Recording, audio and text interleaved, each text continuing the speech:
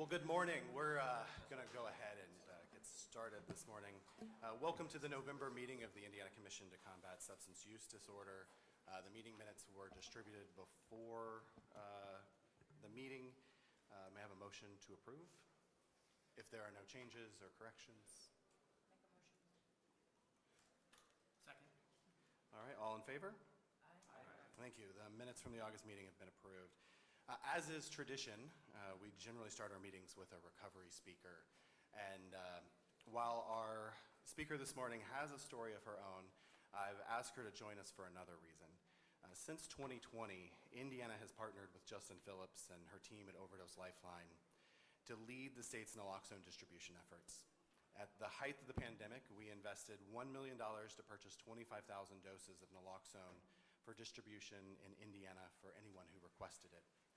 To put that in perspective, we're now distributing an estimated 24,000 doses every month. And for those of you that can do math, unlike myself, I just want to say that Justin has been also really great at getting the price per dose down over time. So it's decreased significantly. So in the years since we have invested in the placement of 18 naloxone vending machines, 430 nalox boxes as distribution points, and as of November 4th, Overdose Lifeline has successfully distributed 1 million doses of naloxone to Hoosiers all across the state.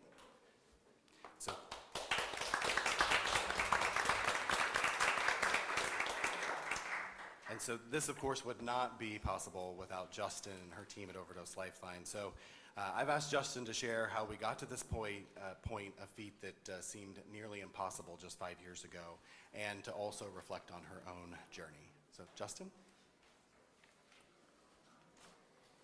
Thank you so much. Good morning. Sorry for rushing in the door. I couldn't find a place to park. And some of you might have heard me called Justine this morning, but I am, in fact, Justin.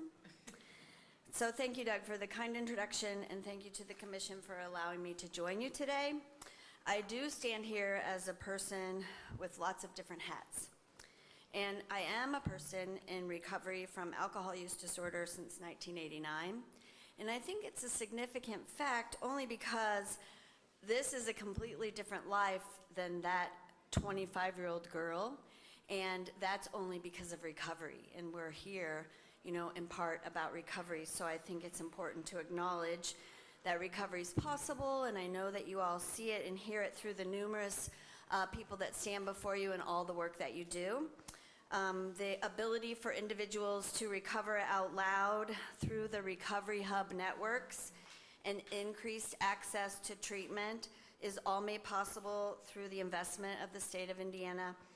And it's really, truly remarkable and something I never would have imagined when I started to do this work 10 years ago. And I started Overdose Lifeline in 2013 because I lost my middle child, Aaron, to a preventable cause of death. And I was doing work at the Indiana Criminal Justice Institute to prevent causes of death from other unintentional causes like motor vehicle crashes. And I was completely unaware that Aaron's death could be prevented. Despite my 25 years of recovery, I didn't understand opioid use disorder. I didn't understand opioids. I didn't understand the real possibility that Aaron could return to use after treatment and lose his life. We didn't talk about substance use disorder as loudly as we are now. And honestly, the shame and stigma around this disease is very real. And as a mother, and as someone in recovery, and as an employee, I didn't want to go tell anyone and ask for help, comfort, or support. So I began to see the ways I could use my pain, as I heard someone say, to dismantle despair.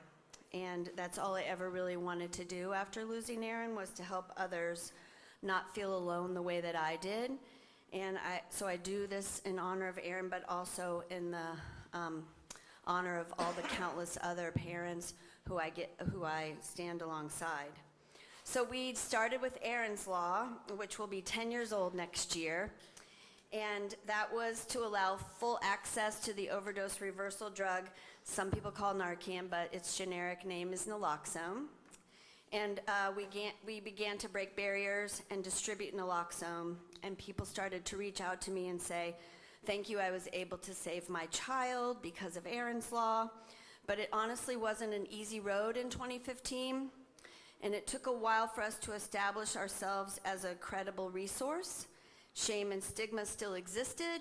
It was real within the law enforcement community then. It was real in government. And families were still afraid to ask for help. I also was a female, and so I was often told, you are probably just a mom with a sad story, as opposed to somebody who could actually do some credible work. So it took us a while, but we kept chipping away. And we did our best to fill gaps, like we've been doing youth prevention education in the schools since 2015, and distributing distributing naloxone when we could, because there wasn't really funding in that way. But then in 2020, as Mr. Hunsinger mentioned, we partnered with the drug czar, his office, and the Division of Mental Health and Addiction to create more access to naloxone, because we were having a pandemic and the local health departments were challenged by that pandemic. And I never say no, for those of you that know me, and so we started doing this work, and I think we have a model in Indiana that other states should really consider adopting. So as Doug mentioned, and most of you know, the CDC reported recently that overdose deaths are down, and we have decreased overdose deaths by 19%, which is larger than the national average and something to really be proud of. Also, I don't do this by myself, of course. We have this beautiful network of 200 distributors across the state. In almost every county, we have, the Department of Corrections helping us. And we've done really groundbreaking things, the way Doug mentioned, such as the vending machines in jail release lobbies, and the nalox boxes that are accessible to individuals 24 hours a day, 7 days a week. Just this morning, I received an email from a staff member at Ascension Health who told me, and I quote, "At the Washington Pavilion office on East Washington Street, a car raced into our parking lot with an unresponsive person in the car who had overdosed. Someone went to the nalox box and got out a kit that's outside their building and saved their life." So that's the stories that I get to hear and the true impact that we're having. And as Doug mentioned, we distributed the millionth dose on November the 4th. But access to naloxone is not the only thing we do in this remarkable public-private partnership. We believe in harm reduction and upstream prevention. And we believe that addressing this disease in the family is the best way for us to really reduce substance use disorder. So through our partnership with DMHA, we run a program called Camp Mariposa Aaron's Place. And this is a program for children 9 to 12 who have a family member with substance use disorder. And this work at this camp is really transforming these children's lives. And it's really nothing short of a miracle. And if you don't know about Camp Mariposa Aaron's Place, I encourage you to look into it, because it will warm your heart and you'll be able to see that we are changing the intergenerational trauma for these kids. They're learning that they did not cause this disease and that they don't have to follow in the same path. And the program is actually evidence-based to reduce substance use amongst youth and juvenile justice involvement. Also, through opioid settlement dollars and the support from the state, Overdose Lifeline runs one of the only recovery supportive housing for women who are pregnant and or parenting young children, a very challenging population, but very necessary to serve. And again, we believe through this model, we're changing the whole family's life. We're reducing the involvement of the Department of Child Services, and we're giving these children and their mothers a different opportunity for recovery. And then lastly, through funding from DMHA, we train peers who have a family experience in an evidence-based program called CRAFT. And this funding is free to these facilitators so that families affected by this disease can find their own community, because we know community is a key to recovery. And the family is often forgotten in the treatment of this disease, and so crucially important.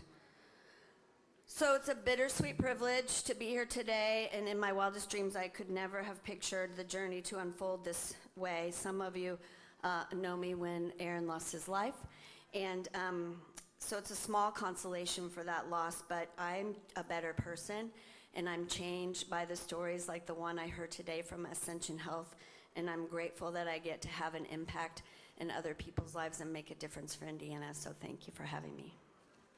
Thank you, Justin. And I just want to point out what Justin would not share and did not share, that her impact extends far beyond Indiana.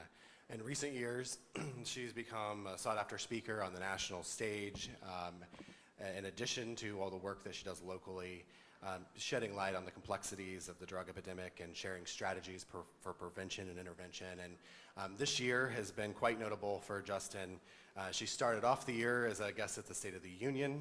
She has earned recognition as USA Today's Indiana Woman of the Year, and most recently being named to the exclusive Forbes 50 over 50 list. So sorry for putting an age there, but So I'm only 51. just barely made it, right? And so for all of this, I mean, Justin embodies the collaborative spirit that Governor Holcomb called for when we started this work in 2017, and it is there for that reason. On behalf of the governor, I am honored to present Justin as a Sagamore of the Wabash, Indiana's highest honor bestowed to the governor.